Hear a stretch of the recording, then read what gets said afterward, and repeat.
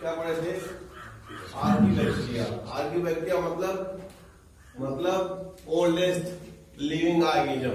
उसके साथ दिया गया था पृथ्वी पर जीवन की उत्पत्ति के समय यानी इवोल्यूशन के समय में सबसे पहले वही पैदा हुए थे, इसलिए तो उसका नाम रख दिया गया archaebacteria. Archie means old, Archie means old.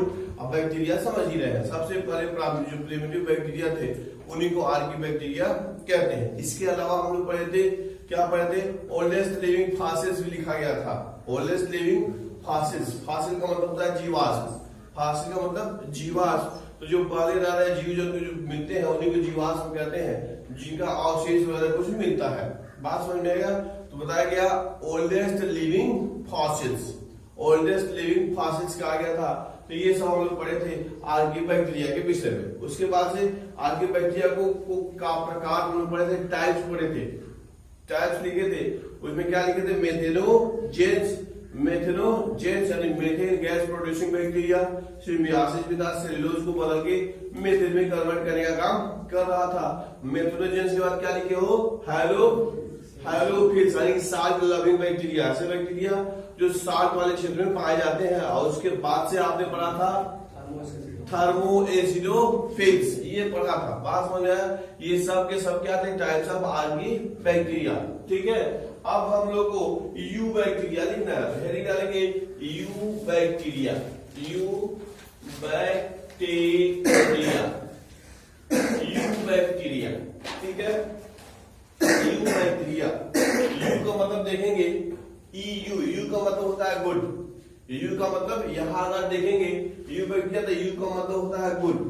ठीक है, और बैक्टीरिया उसके साथ लगा दिया गया यू बैक्टीरिया, यानी कि इस समय जो बैक्टीरिया पाए जाते हैं, इस समय जो बैक्टीरिया पाए जाते हैं सब क्या होते हैं? यू बैक्टीरिया होते हैं। क्या पाए जाते हैं? यू बैक्टीरिया होते हैं। तो ये क्या हो गया? आर्कीबैक्टीरिया से विकसित होते हैं। आर्कीबैक्टीरिया से क्या होता है? कुछ ज्यादा ही विकसित होते हैं। और ये बताया गया था कि ये सब क्या है? किंगडम मोनेरा, किंगडम मोनेरा के सदस्य है। बात समझ में आ गया? तो आर्कीबैक्टीरिया में हम इसको पढ़ रहे हैं, यू बैक्टीरिया को पढ़ रहे हैं, तो लिखेंगे इसमें लिखेंगे first, FIRST, first observed in raining water and later, बाद में later in teeth, teeth is come by Leeuwenhoek, LEEUWEN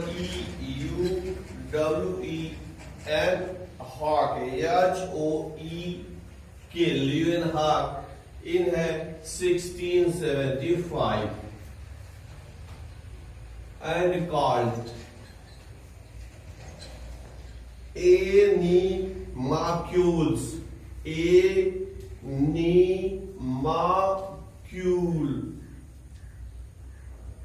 animalcule।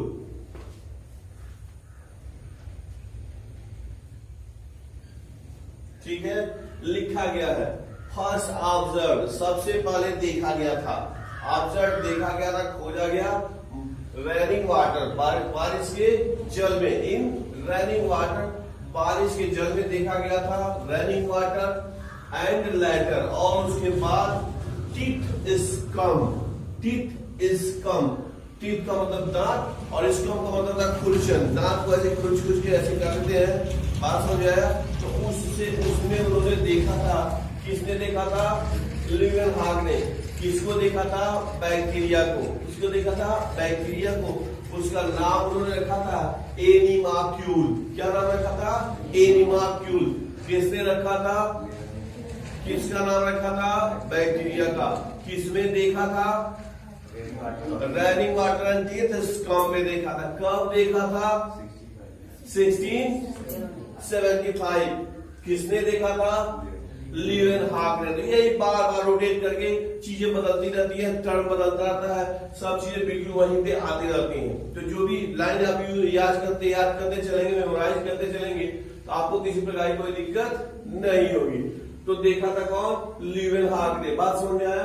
अब इसलिए जब उन्होंने देखा था तो इसलिए ल्यूवेनहॉक को यानी कि LEEUWEN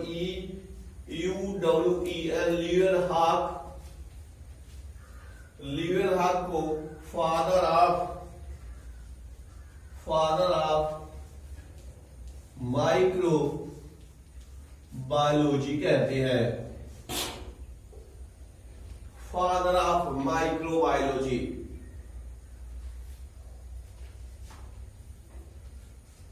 term bacteria was coined दिया गया था बाय F.J.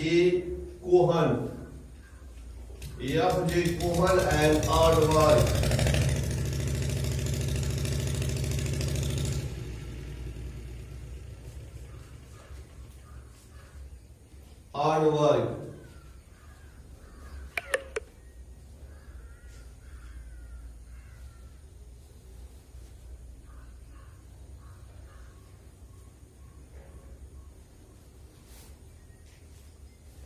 ठीक हो गया।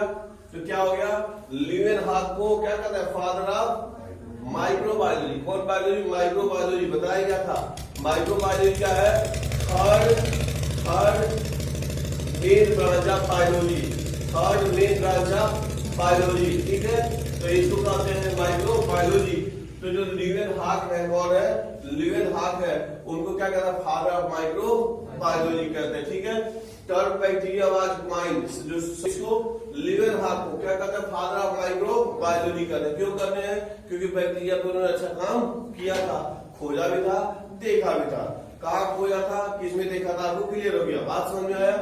उसके बाद से देखिए, जो टर्म बैक्टीरिया शब्द को सर्वप्रथम दिया था, क्वाइंड मैंने देना, प्राप्त करना, निकालना, बात समझ में आया। तो जो बैक्टीरिया शब्द है दिया गया था F.J. कोहन, याद करेंगे, F.J. Cohn and आर्नबर्ग।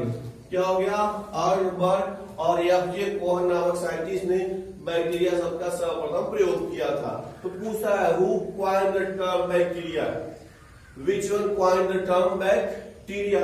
तो उसमें एक विकल्प देगा F.J. कोहन, सेकेंड वाला विकल्प दे देगा आर्नबर्ग, और थर्ड वाला ऑप्शन रहेगा A and B बोथ। बात समझ आया। और फोर्थ हो जाएगा नन ऑफ देम। तो बात समझ आया। यदि आपको याद है आर्नबर्ग और केवल बी वाले में लगा दिया तो आंसर हो गया गलत, बी वाले में लगा दिया तो आंसर हो गया गलत। केवल F.J. कोहन को लगा दिया तब भी आंसर हो गया गलत। आपने सी वाला किया कि A and B बोथ, तो एग्जैक्ट आंसर यही होगा कि A and B वाला जो है वो करेक्ट आंसर। बात समझ में आया। तो इसलिए जो भी चीजें पढ़ते चलेंगे, जो भी चीजें पढ़ेंगे वह कॉन्फिडेंटली याद करते चलेंगे। बात समझ में आया। तभी तो आप जो चाहते हैं जीवन में प्राप्त करना वो आपको मिलेगा। ठीक है, एक और नाम लिख दिया जाए, ये है Joseph Lister.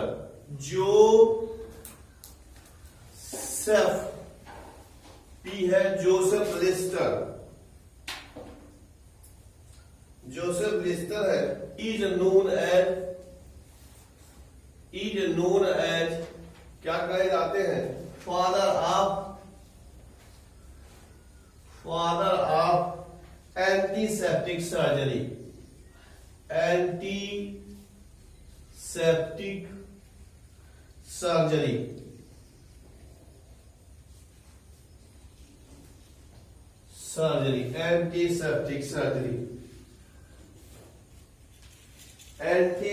Surgery. Joseph Lister को क्या कहा गया, फादर ऑफ एंटीसेप्टिक सर्जरी। एक और साइंटिस्ट है जिसका नाम लिखेंगे रॉबर्ट कोच, KOCH। ठीक है, ही गेव, उन्होंने दिया था, गेव कोच, KOCH, कोच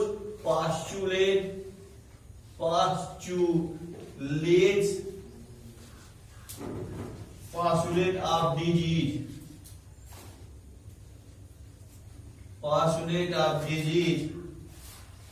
ठीक है, उसके बाद उनको Nobel prize Nobel prize.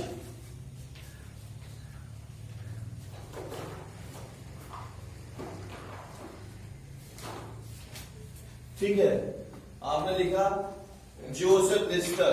Joseph Lister कौन है? जोसेफ लिस्टर क्या कहा गया था? Known as father of antiseptic surgery. Antiseptic क्या हो गया? एंटीसेप्टिक। ठीक हो गया। एंटीसेप्टिक नाम सुना आपने? एंटीसेप्टिक भाई क्रीम लगाते नहीं हो क्या तुम लोग? क्रीम लगा तो एंटीसेप्टिक है, कहीं कोई कट जाए कहीं छील जाए तो लगाया था एंटीसेप्टिक। मतलब ऐसा हो गया जो कि बैक्टीरिया को किल करे। जहां चोट लगता है तो वहां पे बैक्टीरिया बहुत जल्दी से ग्रो करने वाले होते हैं, तो वहां पे जो लगा दिया था ऐसे पदार्थ लगाया जाता है जो वहां पे उपस्थित बैक्टीरिया को या तो नष्ट कर दे या तो उनके ग्रोथ को रोक दे, तो उसी को कहते हैं एंटीसेप्टिक। यानी कि antiseptic are those chemical substance which prevent the growth of bacteria and kill the bacteria also. बात समझ आया? तो वो उसके इन्फेक्शन को रोकने का काम करते हैं। तो antiseptic surgery, antiseptic surgery Joseph Lister नामक साइंटिस्ट है जिन्होंने क्या किया था, उसकी शुरुआत करी थी, इसलिए उनको कहते हैं father of antiseptic surgery. Clear हो गया आपको? उसके बाद आएगा रॉबर्ट कोच। साइंटिस्ट थे रॉबर्ट कोच, उन्होंने दिया था गेव कोच पास्चुलेट। कोच पास्चुलेट का मतलब अवधारणा से मतलब होता है, सिद्धांत से मतलब होता है ऑफ डिजीज। उन्होंने रोगों की कोच अवधारणा को दिया था। उन्होंने बताया था कि रोग क्यों होते हैं, रोग क्यों होते हैं। तो इसी उनको क्या रॉबर्ट कोच पास्चुलेट, और बाद में उनको नोबेल पुरस्कार से भी सम्मानित किया गया रॉबर्ट कोच को। ठीक है, तो कोच पास्चुलेट ऑफ डिजीज। बात समझ आ गया? कोई बीमारी होती है क्यों, तो किसकी वजह से होती है, तो कोच साहब ने बताया था। बात समझ आया? जिसके लिए उन्हें नोबेल प्राइज मिला था। हालांकि बीमारी की बात अगर करेंगे थोड़ा सा और एडवांस में चलेंगे, पाठ पढ़ेंगे, तो इसे बीमारी कई प्रकार की होती है। Disease are so many types. अगर देखा जाए तो कुछ ऐसे होते हैं न्यूट्रिशनल डिफिशियंसी की वजह से होते हैं, जो पोषक पदार्थों की कमी की वजह से होते हैं। कुछ ऐसे होते हैं जो बैड लाइफ हैबिट, जो दिनचर्या है खराब दिनचर्या की वजह से होती है। कुछ ऐसे होते हैं जो संक्रामक होते हैं, कुछ विशेष प्रकार के बैक्टीरिया वायरस प्रोटो जो है इसके संक्रमण की वजह से होते हैं। कुछ ऐसे भी होते हैं जिनको जेनेटिकल यानी आनुवांशिक कहते हैं। तो जो बीमारी इन्फेक्शियस होते हैं, संक्रामक होते हैं, छुआछूत की जिनको कहते हैं, तो वही बीमारी कोच पास्चुलेट ने साहब ने अपना उसका बताया था बैक्टीरिया की वजह से होते हैं, कैसे ठीक होते हैं, इन सबके विषय में चर्चा उन्होंने किया था। बात समझ में आया? लेकिन वे सब बीमारियां जो न्यूट्रिशनल डिफिशियंसी वगैरह की वजह से होती है, तो उसके संबंध में इनका कोई उसमें योगदान नहीं था।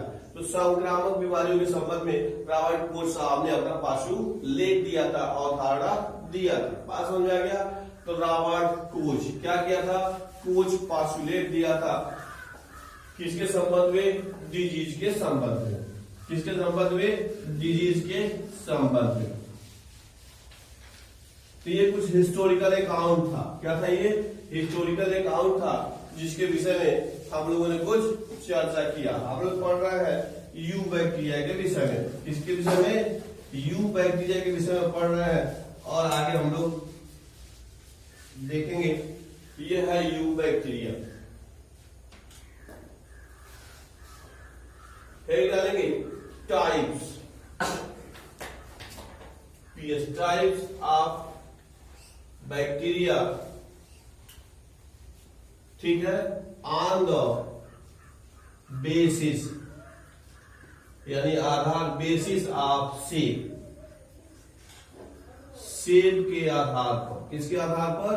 सेप के आधार पर बैक्टीरिया के प्रकार। और कौन बैक्टीरिया? Eubacteria. कौन bacteria? Eubacteria. First one है कोकस, COCCUS कोकस, उसे कोकाई भी कहते हैं। कोकस या कोकाई, कोकस या कोकाई। ठीक है, तो जब भी कहीं कोकस शब्द आए तो समझ लीजिए कोकस या कोकाई, तो ये जो होते हैं स्फेरिकल होते हैं, स्फेरिकल बैक्टीरिया है। ये स्फेरिकल बैक्टीरिया है। ये स्मॉलेस्ट भी होते हैं, स्मॉलेस्ट बैक्टीरिया।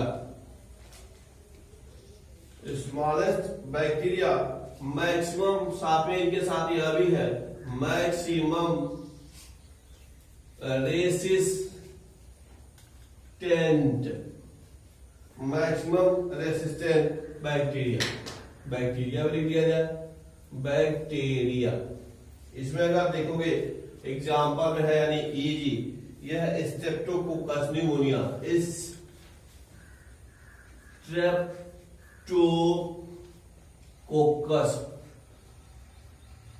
न्यूमोनिया।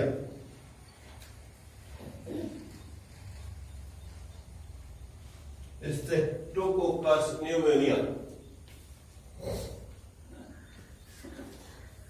ठीक हो गया। अब जब भी कहीं कोकस शब्द आए, जिस बैक्टीरिया के नाम के आगे कोकस शब्द आए, समझना बैक्टीरिया है। कोकस आ गया तो क्या होगा, बैक्टीरिया है। और बैक्टीरिया भी कैसी, स्फेरिकल, उसका जो कोशिका होती है गोलाकार होती है। स्फेरिकल समझते हैं, गोलाकार ऐसे राउंडेड स्ट्रक्चर, गोल गोल संरचना हो, that is spherical bacteria, that is spherical bacteria. तो जो कोकस शब्द आया तो मतलब स्फेरिकल बैक्टीरिया। बात समझ में आया। लिखा गया स्मॉलेस्ट बैक्टीरिया, सबसे छोटे बैक्टीरिया होते हैं, स्मॉलेस्ट सबसे छोटे बैक्टीरिया है। और साथ में मैक्सिमम रेसिस्टेंट होता है, इनके जो रोग की प्रतिरोधक क्षमता है सबको इनका जो बहुत अधिक होता है, एंटीबायोटिक का ज्यादा असर उस पर नहीं पड़ता है, या यह कह सकते हैं देर से असर पड़ता है। एग्जाम्पल लिखा है स्ट्रेप्टोकोकस न्यूमोनिया, यहाँ जो पी साइलेंट होता है, न्यूमोनिया में पी साइलेंट होता है, न्यूमोनिया, ठीक है। स्ट्रेप्टोकोकस ये ऐसी बैक्टीरिया है जो न्यूमोनिया नामक बीमारी उत्पन्न करती है। कौन बैक्टीरिया है, स्ट्रेप्टोकोकस न्यूमोनिया। यह छोटे बच्चों को न्यूमोनिया एक फेफड़े की संक्रामक बीमारी है जो इसकी वजह से होता है। बात समझ में आया। तो जब भी कहीं क्या है कोकस शब्द आए तो कोकस का मतलब समझ रहे क्या हो गया, rounded spherical. कोकस that represents rounded और स्फेरिकल शेप ऑफ बैक्टीरिया, ठीक है। कोई दिक्कत किसी को, ठीक है, समझा रहे हैं।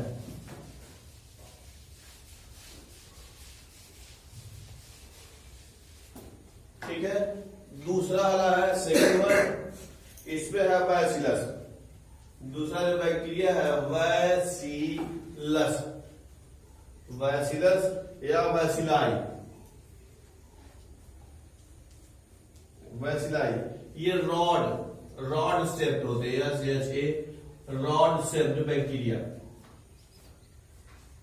रॉड शेप्ड बैक्टीरिया, ठीक है। ये अधिकांशतः जो होते हैं मोस्ट जो बैक्टीरिया होते हैं वह यही रॉड शेप्ड होते हैं। जैसे आप नाम सुनोगे ई कोलाई, बैसिलस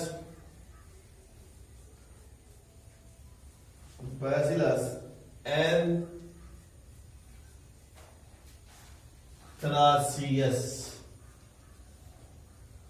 ठीक है। तो जब भी आए कौन शब्द, बैसिलस, जब भी आए कौन शब्द, बैसिलस।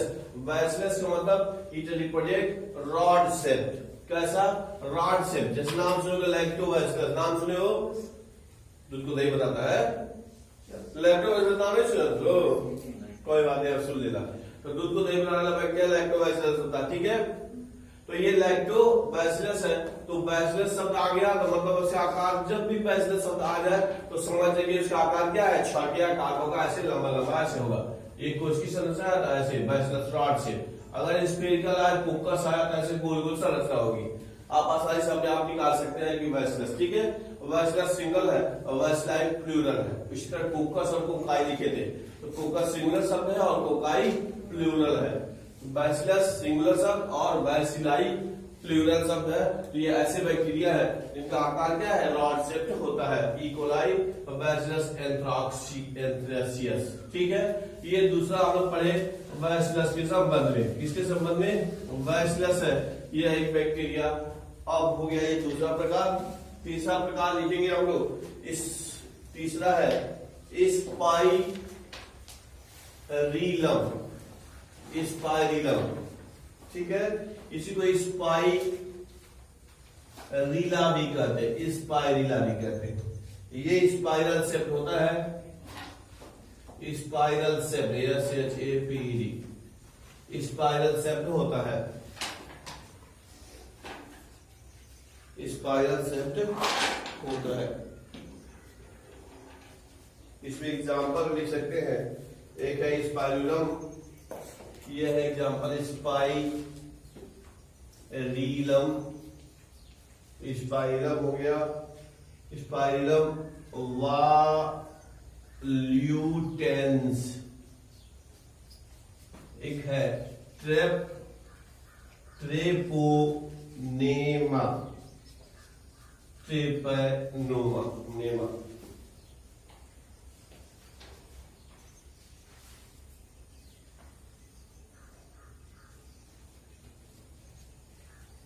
स्पाइरल, स्पाइरल समझते हैं, स्पाइरल समझते हैं कुंडल, स्पाइरल मतलब कुंडल, स्पाइरल मतलब कुंडल, ऐसे ऐसे ऐसे संरचना बनी होती है, ऐसे स्पिन बना है स्पाइरल।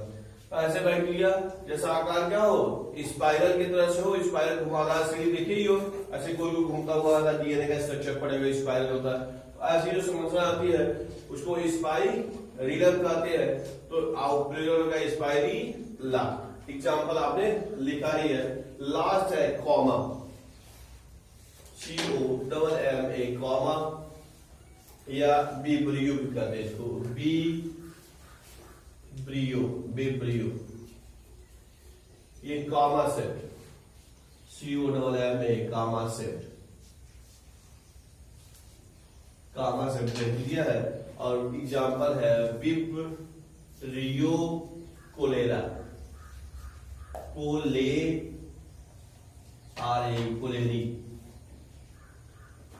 कालरा उत्पन्न करती है, विब्रियो कोलेरी, कामा के आकार का, किसके आकार का, कामा, कामा समझते ही है, ऐसे करते हैं, ऐसे बनाते हैं, ऐसे कामा होता है, ऐसे कामा, ठीक है। तो ऐसे बैक्टीरिया जिसका आकार कैसे ना कामा के आकार का होता है उसको कामा या विब्रियो कामा से बैक्टीरिया कहते हैं, ठीक है। एग्जाम्पल आपने लिखा है विब्रियो कोलेरी, यह काला उत्पन्न करता है, नाम सुना है काला का, पहले होता था बहुत ज्यादा बीमारी होती थी, गांव के गांव, जिला के जिला खत्म हो जाता था, महामारी होती, जो महामारी कहते थे, ठीक है। अब क्या हो गया, साइंस हो गया मेडिकल साइंस को, जिसके वजह से तमाम प्रकार के टीके बन गए, मेडिकल साइंस का अपडेट हो गया, जिसकी वजह से बहुत ज्यादा फैल नहीं पाता।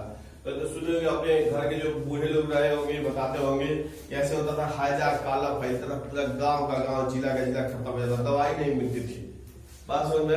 लेकिन अब ऐसा नहीं है, मेडिकल साइंस डेवलप कर गया है, जिसकी वजह से स्थिति नहीं होती है। तो ये सब था टाइप्स ऑफ यू बैक्टीरिया। हमने बैक्टीरिया का आकार प्रकार पढ़ा, किसके आधार पे था, शेप के आधार पे, किसके आधार पे, शेप के आधार पे बैक्टीरिया का प्रकार पढ़ा था, जिसमें सबसे पहले आया था स्फेरिकल, सबसे पहले आया था स्फेरिकल, उसके बाद रॉड, रॉड के बाद आया था स्पाइरल, और स्पाइरल के बाद आया था कॉमा, ठीक है। तो इस प्रकार बैक्टीरिया को हम लोगों ने शेप के आधार पे प्रकार पढ़ा था, उसका नाम भी हम लोगों ने लिखा था। अब निकालेंगे cell structure of eubacteria, cell structure of eubacteria, cell structure ने उसकी कोशिका की संरचना, सेल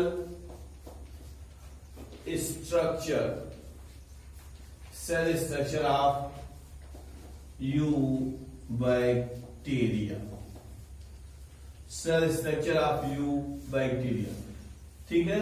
यानी यू बैक्टीरिया की कोशिका की संरचना, यू बैक्टीरिया है उसकी कोशिका की संरचना कैसे होती है, कोशिका आप समझते ही हैं, कोशिका समझते हैं, जीवों के शरीर की क्रियात्मक, संरचनात्मक, संगठनात्मक इकाई को कोशिका कहते हैं। सभी जीवधारी क्या होते हैं, कोशिकाओं के मिलने से बने होते हैं। किसी के शरीर में केवल एक ही कोशिका होती है जिसको यूनिसेलुलर कहते हैं। तो जितने भी यूनिसेलुलर होते हैं जीव, वे सब क्या होते हैं, माइक्रोस्कोपिक होते हैं, यानी नग्न आंखों से नहीं देखे जा सकते हैं। लेकिन जितने मल्टी सेलुलर होते हैं, बहुकोशिकीय होते हैं, उनका आकार बड़ा होता है, तो नग्न आंखों से दिखाई देते हैं। बात समझ में आया।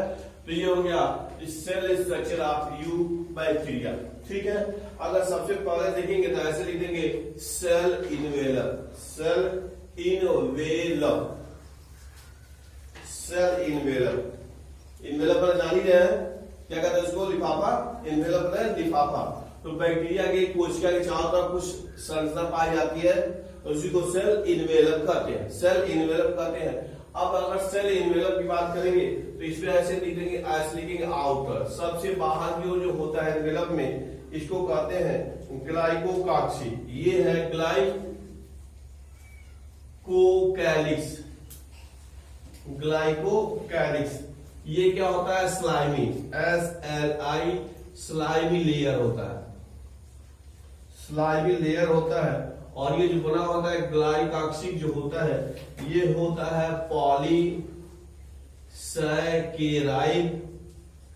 Polysaccharides and polypeptide.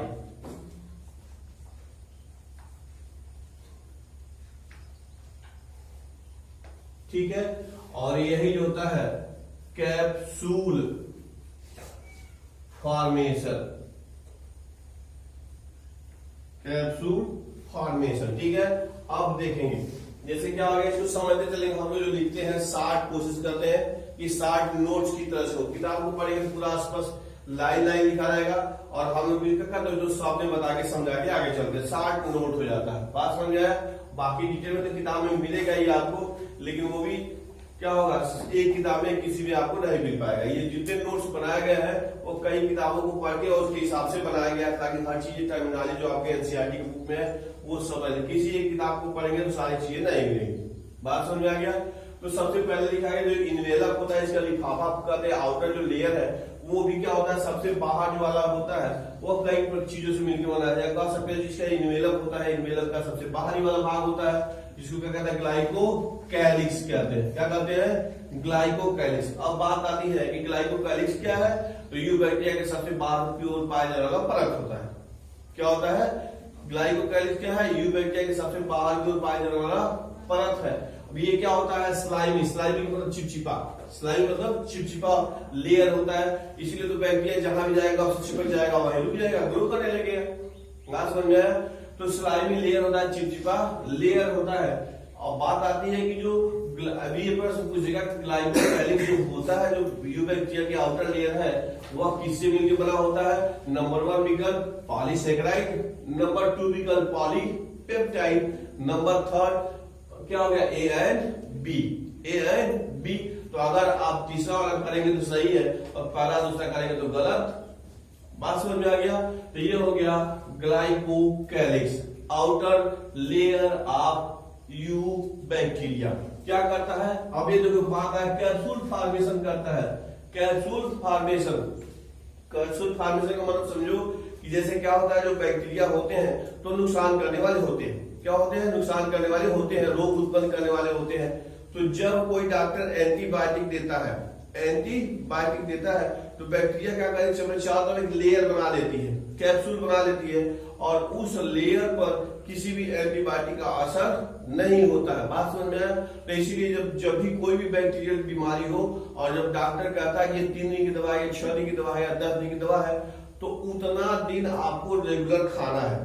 अगर नहीं खाएंगे, एक आध दिन भी गैप कर देते हैं, तो बैक्टीरिया मरता नहीं, बच जाती है और कैप्सूल बना लेती है। जब कैप्सूल बना लेती है तो उसके ऊपर कोई बीमारी, कोई भी दवाई करो, कितना भी करो, करता खा जाओगे, तभी वो काम नहीं करता। जैसे मालूम पड़ेगा कि क्या होता है, जो टाइफाइड होता है, टाइफाइड 15 से 16 दिन दवा दी जाती है।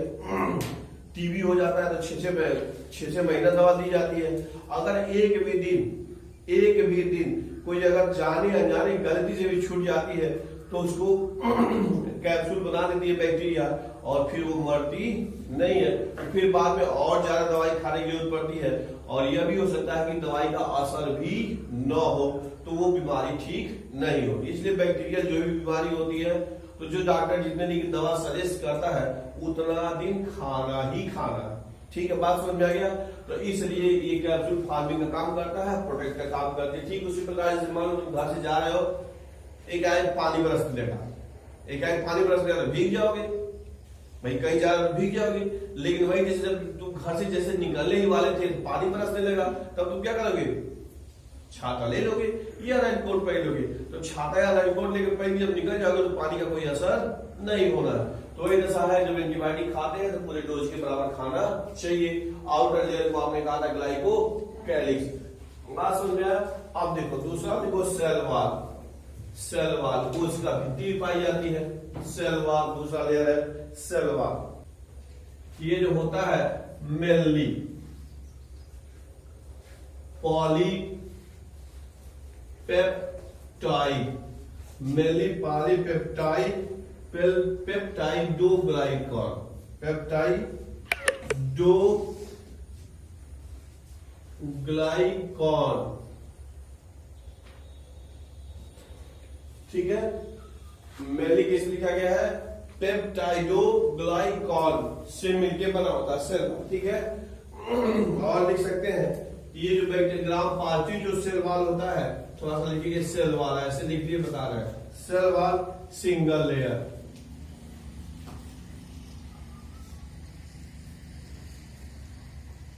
और ठीक होता है, THICK, ठीक।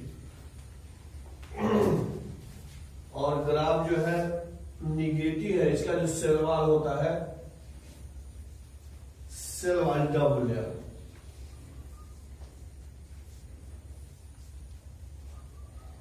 इसमें अगर देखोगे तो इनर जो होता है थिन होता है, थिन, ये जो बना है पेप्टाइडोग्लाइकॉन, और जो आउटर है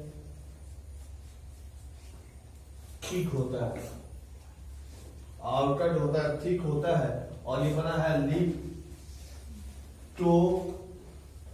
लिपोपॉलीसैकेराइड,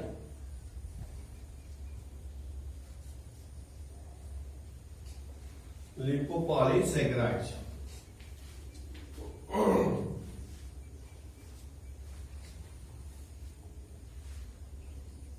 ठीक है। अब यहां लिख लिए, समझते चलेंगे। ये हो गया सेल वाल, कोशिका भित्ति पाई जाती है, और आगे आप पढ़ेंगे ये सेल वाल पाए जाने की वजह से, due to presence of cell wall, ये जो बैक्टीरिया होते हैं ग्रुप के एक स्थान से दूसरे स्थान चलते हैं, हेयर लाइक स्ट्रक्चर होता है, तो केवल सेल वाल पाए जाने की वजह से इसका अध्ययन हम बॉटनी में करते हैं। बात समझ गया? इसका अध्ययन किस में करते हैं? बॉटनी में करते हैं। बॉटनी में केवल पौधों का अध्ययन करते हैं। तो सेल वाल की वजह से, due to presence of cell wall in bacteria, we study in botany, या कह सकते हैं कि बॉटनी में इसको रखा गया है। किसको? बैक्टीरिया। किसमें रखा गया? बॉटनी में रखा गया। क्यों रखा गया है? सेल वाल के उपस्थिति की वजह से। बात आई समझ में? दूसरा चीज, सेल वाल किसका बना होता है? बात देखिए बैक्टीरिया की हो रही है, किसी और की बात नहीं हो रही है, केवल हम चर्चा कर रहे हैं बैक्टीरिया की, ठीक है। तो बैक्टीरिया का जो सेल वाल किसके बना होता है? पॉलीपेप्टाइडोग्लाइकॉन, पॉली, बोलो तब लगेगा जी रहे हो तुम लोग, पॉलीपेप्टाइडोग्लाइकॉन से, ठीक है।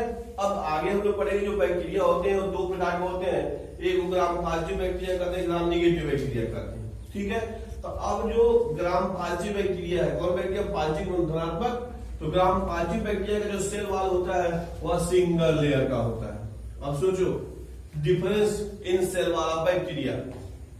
तो ग्राम पॉजिटिव जो बैक्टीरिया है उसका सेल वाल क्या होता है? सिंगल लेयर का होता है, एक परत का होता है।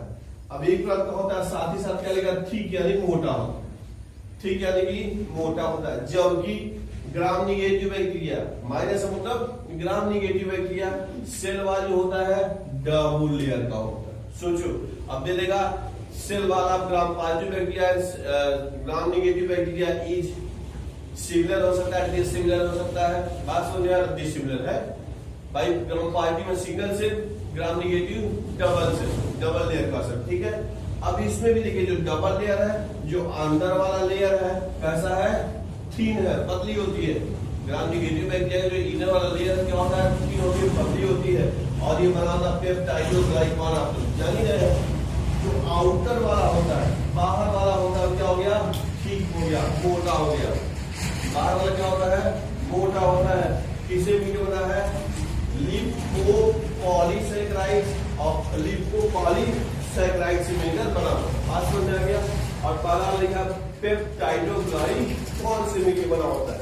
तो ये है डिफरेंस है सेल वाल में, जो ग्राम पॉजिटिव हुआ और ग्राम निगेटिव के। बात समझ में आई? याद करने वाली बात है, तब याद करने चलेंगे, और नहीं याद करेंगे तो कंफ्यूजन आएगा, ठीक है।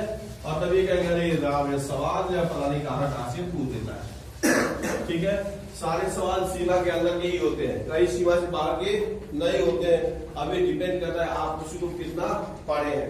सेल वॉल हो गया। अब लिखिए तीसरा संरचना है cell membrane.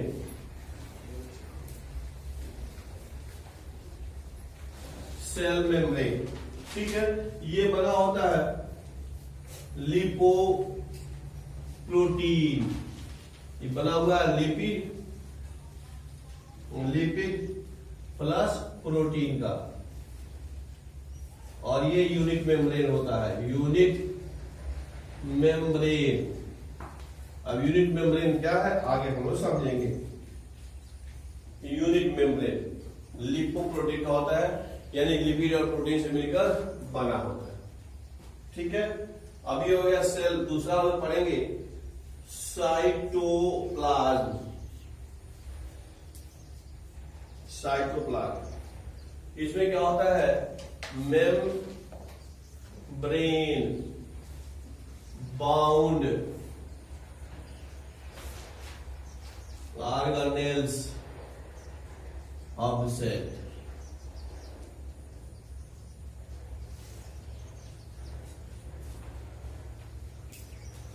Membrane bound organelles of cell.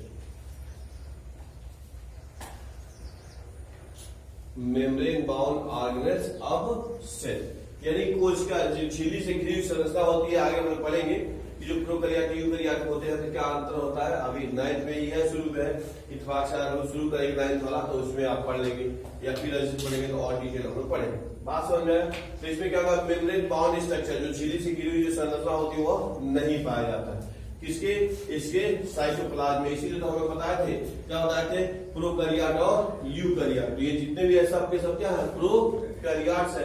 तो प्रोकैरियोटों के जो जीव द्रव्य होता है उसके अंदर कोई भी झिल्ली से घिरी हुई संरचना, जैसे न्यूक्लियस, उसके बाद से माइटोकॉन्ड्रिया, क्लोरोप्लास्ट, ये गोल्गी कॉम्प्लेक्स, ये जो संरचना होती है वो कुछ भी नहीं पाया जाता है। बात समझ में आया? तो ये अभी क्या है, प्रोकैरियोटिक है, प्रोकैरियोटिक है। तो इसके बाद से आप लिख लीजिए मीसोसोम है, लिखना है अगला मीसोसोम। मीसोसोम यह है invagination of plasma membrane. Invagination of plasma membrane in cytoplasm. In cytoplasm, ठीक है। काम क्या करता है, cell respiration, cell wall secretion, cell wall secretion, DNA replication,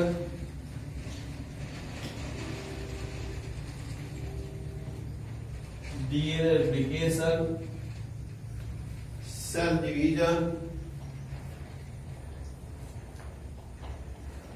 division, cell wall formation,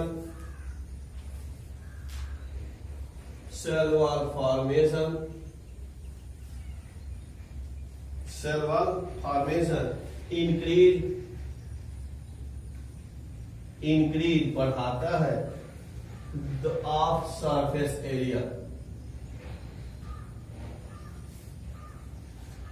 surface area, area of plasma membrane, plasma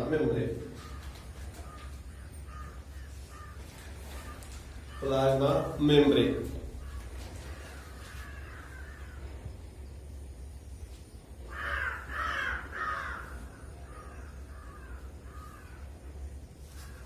ठीक हो गया।